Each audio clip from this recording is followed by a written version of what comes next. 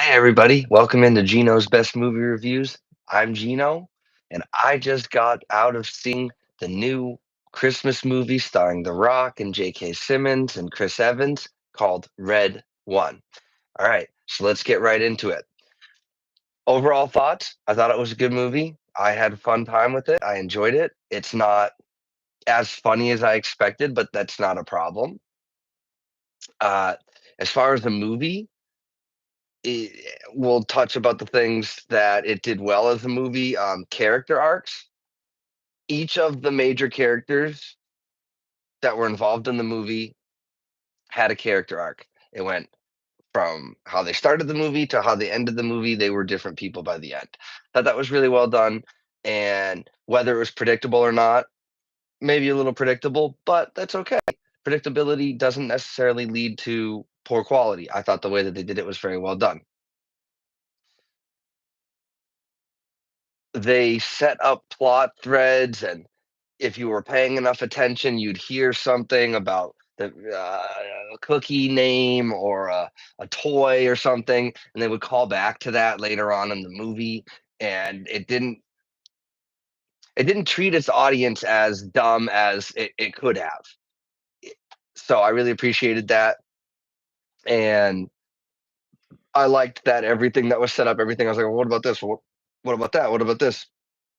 Ended up being paid off, so that was very well done. Very unlike Venom 3 where there was like 17 different things set up that they never paid off. So I like that. Now you're probably hearing a lot about how the Christmas mythology and the way they play with all of that mythology was done really well, and it was. It was done very well, and I would look forward to seeing a sequel just with the mythology alone, to be honest with you. So we had North Pole was like a mix between like Wakanda and Asgard. Now it's really cool. I really liked that. They had a lot of good tech and things to try and play into the real life mythologies and beliefs of Christmas, and I loved that they tied that all together and made it feel like it does exist in our world. I thought that was really well done. The theater I saw it in was an IMAX theater. It was like a 1:30 in the afternoon screening. Wasn't a lot of people there. I hope that the movie does get people to go out because it is fun. It is worth your time. It might be a little long, but it didn't feel that way. But going into it, you see 2 hours plus on the runtime. You might be turning yourself off to it. Now, as far as a Christmas movie, did this movie have the magic of Christmas? All of the mythology, all of the North Pole stuff. The movie was very much a Christmas movie. It was lacking a little bit of that Christmas magic until the end. The end then where things were paying off even more, it really started to get into the magic of what the Christmas holiday can be and what the Christmas season is. So I was thinking the whole time, well, this doesn't really have the Christmas magic, the emotions that you might feel. But then the ending happens, and that was it brought the Christmas magic. So I like that as well. Um, Now, as far as a Christmas movie on the whole, I can definitely see myself watching this movie during the Christmas time moving forward. I don't know about every year. I might watch it with some people who haven't seen it. The action was good. Again, the humor wasn't there. There are some parts where I could see why people would think it's, bad or goofy or whatever. But Christmas movies, they're, they kind of have that element to it. So I didn't mind that, some of the goofiness.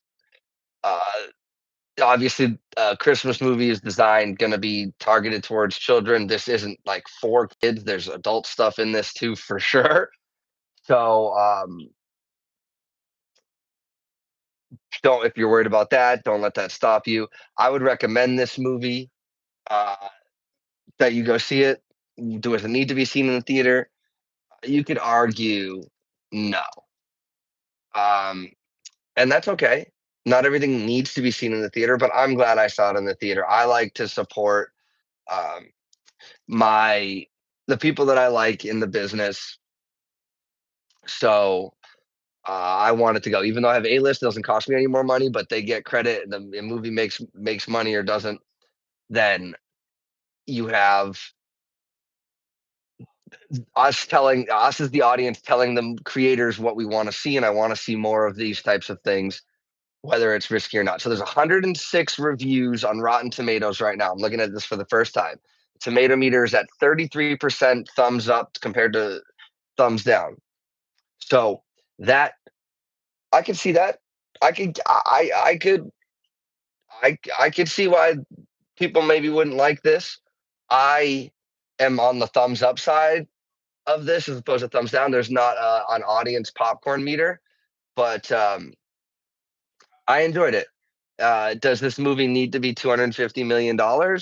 Probably not. Do you feel the budget on screen? Sometimes it sometimes did feel like I was watching a Marvel adjacent type of superhero-y-ish movie, and I like that stuff. I'm here for that. As you can see, the Infinity Gauntlet and the claws back there. So, I'm about that. So I've been going on long enough about this. Whatever you guys think, comment below. Let me know. I would say that it's a solid 6 out of 10. And giving numbers to things is difficult because it means something different to everybody. I could tell you that, and you might think, oh, it's bad. 6 out of 10. No, bad movies go below 5. This isn't grade school where we do A, B, and C is all good, and that's 100%, 90%, 80% stuff. No, like it's not a percentage thing. It's different for me. So if a movie's bad, it's going to get below a 5. If a movie's above a 5, I enjoyed it. It's a good movie. It's worth watching. That's how I look at it.